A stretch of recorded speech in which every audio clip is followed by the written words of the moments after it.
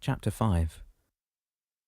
Once Daniel had come to the end of his story, he looked at the three staring faces staring back at him. I told you wouldn't believe any of this, but it's the truth. Okay, son, Oswaldo said, shaking his head. I for one believe you. He looked at his wife and son. They nodded. Me too, Mike piped up. It's like the supernatural films on TV. Except this is not magic or anything to do with zombies or other ugly creatures like that, Mike, Leah said. This is happening right here, right now. Yes, Oswaldo agreed. And we shouldn't fool around with the Almighty's decision either. God doesn't play games, and remember that, Mike. He paused. Today being Sunday, maybe we could all go to church and say a prayer for your dad, Daniel. What do you say? That would be great if you don't mind, sir. Mind? No, son, we don't mind at all. Besides, it's about time we pay our respects to the one up there. We've got to thank him for all he's allowed us to accomplish, Leah added, getting up from the breakfast table. All right, it's about 9 o'clock now, so if we want to get to the church by 10 to attend Mass, we better get ready, okay? Good idea, Oswaldo said, getting to his feet at the same time as Mike and Daniel did. And if you need a shirt and tie, Daniel, just get it from Oswaldo, okay? Leah suggested, putting the dishes in the dishwasher. Mike's only got a couple of suits and I don't think you're fit. Don't worry, Mum, we'll manage, Mike put in, looking at Daniel. Let's get up there and see how we can get into our Sunday best. Okay? Daniel had to smile. He hadn't heard that phrase in the longest time. It's something his grandmother would say.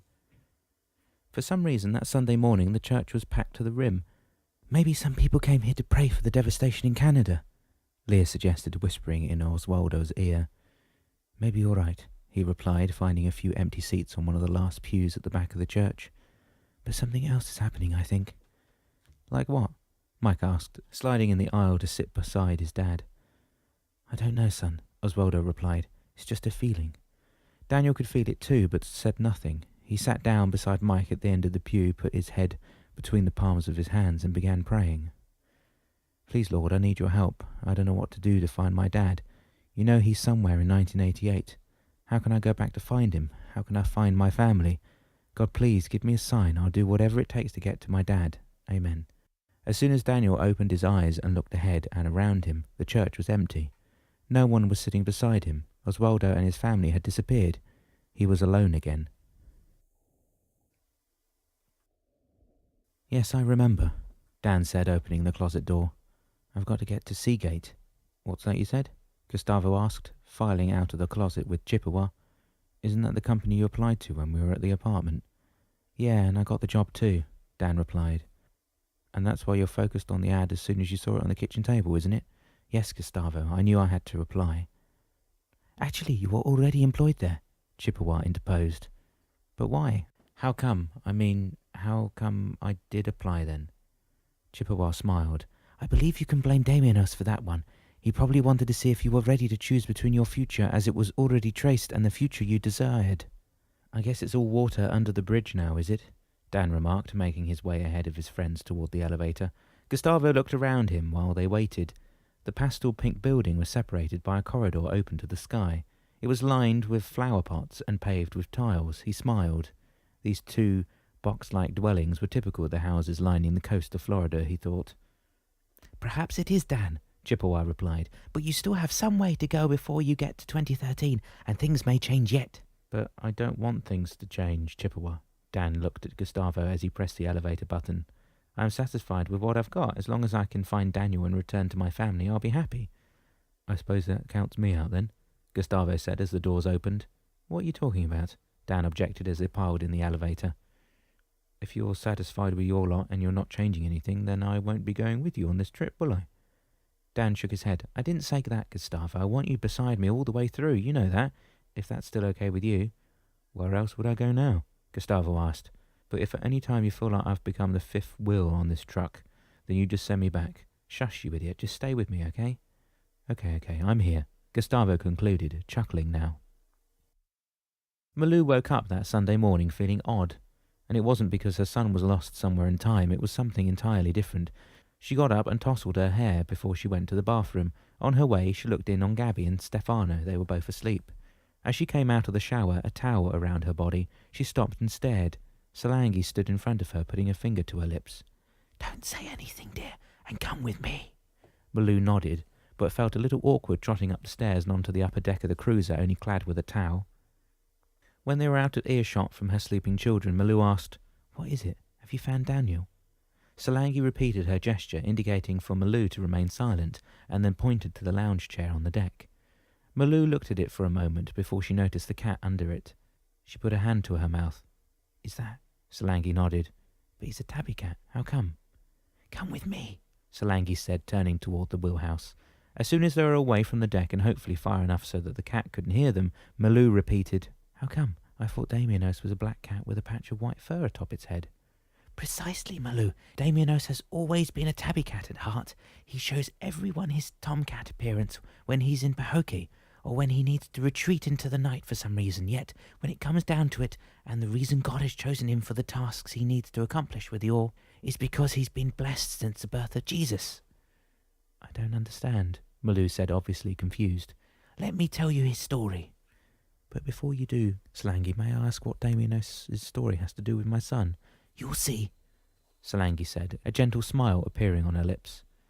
"Okay, go ahead then," Malou said, nodding. "As history will recount, long ago, over 2,000 years ago, a baby was born in a manger. The animals came to see him, including a simple tabby cat. The baby had influential visitors, the skies filled with music, proclaiming his birth. But he was a baby. His mother was a young woman, overwhelmed with the responsibilities given her by his father, and the responsibilities of daily activities were upon her. It was a common belief of the day that in order for a newborn infant's arms and legs to grow straight and strong, they needed to be tightly wrapped at birth. Babies were wrapped from their shoulders to their feet with long strips of cloth, 4 to 5 inches wide and 15 to 20 feet long.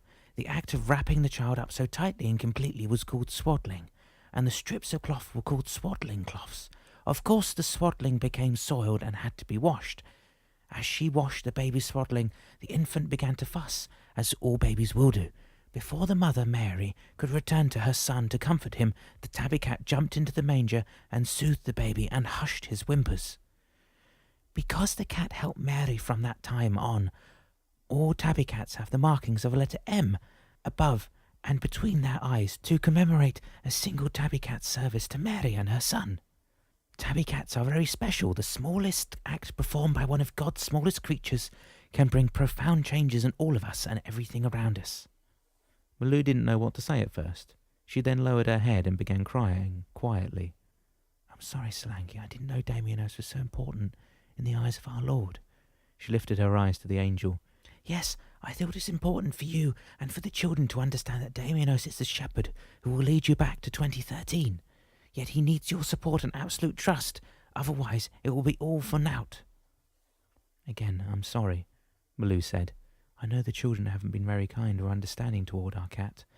They believe it is his fault if Daniel disappeared and they're not forgiving his trespass, if there were trespassers at all." "I know, Malou, and the Lord knows this as well, yet trust and forgiveness should enter their hearts if progress is to be made toward finding Daniel. God is all knowledge, Malou, and all love. He will not let anything happen to your son as long as you trust the one assigned to help you. Do you understand?"